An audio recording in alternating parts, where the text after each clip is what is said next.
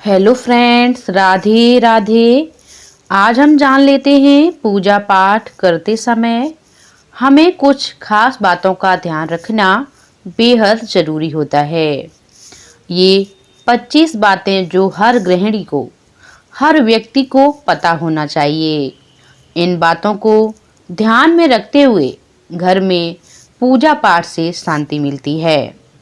शास्त्रों में बांस की लकड़ी जलाना मना है, फिर भी लोग अगरबत्ती जलाते हैं। यह अगरबत्ती बांस की बनी होती है। अगरबत्ती जलाने से पितृ दोष लगता है। शास्त्रों में पूजन विधान में कहीं भी अगरबत्ती का उल्लेख नहीं मिलता। सब जगह धूप ही लिखा हुआ मिलता है। अगरबत्ती केमिकल से बनाई जाती है। भला केमिकल या बांस जलने से भगवान खुश कैसे होंगे? पूजा साधना करते समय कुछ ऐसी बातें हैं जिन्हें हमें ध्यान में रखना चाहिए। आइए सुनते हैं। सबसे पहला है, पिघला हुआ घी और पतला चंदन नहीं चढ़ाना चाहिए। यानी पिघला हुआ घी और चंदन को पतला करके कभी भी नहीं चढ़ाना चाहिए। नंबर दूसरा, द्वादशी, संक्रांति, रविवार और संध्या काल में तुलसी पत्र ना तोड़ें। नंबर तीन, प्रतिदिन की पूजा में सफलता के लिए दक्षिणा अवश्य चढ़ाएं। नंबर अगला, दीपक से दीपक को जलाने से प्राणी दरिद्र और रोगी होता है। दीपक से अगरबत्ती जलाना भी दरिद्रता का कारक होता है। कभी आप मंदिर में जाते हैं तो किसी के दीपक से अपना दीपक नहीं जलाना चाहिए। अगला है, हाथ में धारण किए पुष्प, तावे के पात्र में चंदन और चर्म पात्र में गंगा जल अपवित्र हो जाता है। यानी किसी भी पूजा या व्रत के दौरान हम कोई कथा पढ़ते हैं, उस समय हाथ में चावल और फूल लेते हैं, उनको हमें किसी भी जल में नहीं डालना चाहिए। इसकी बजाय आप भगवान को समर्पित कर सकते हैं, भगवान के चरणों में आप रख सकते हैं। अगला है, शालिग्राम पर अक्षत नहीं चढ़ता है। लाल रंग मिश्रित चावल चढ़ाया जा सकता है, यानी चावल को लाल करके चढ़ा सकते हैं। अगला है, पंचामृत में यदि सब वस्तु प्राप्त ना हो सकें तो केवल दूध से स्नान कराने मात्र से पंचामृत जन्य फल प्राप्त होता है। यानी कोई भी पंचामृत की सामग्री नहीं है तो केवल दूध से आप पंचामृत बना सकती हैं।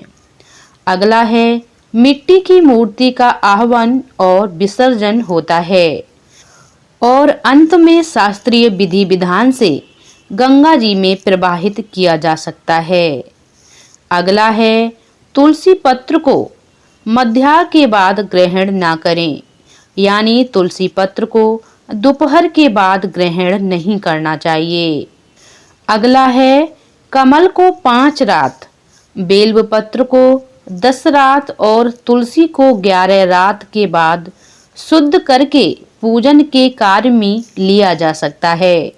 यानी ये चीजें इतने दिन तक अशुद्ध नहीं होती हैं।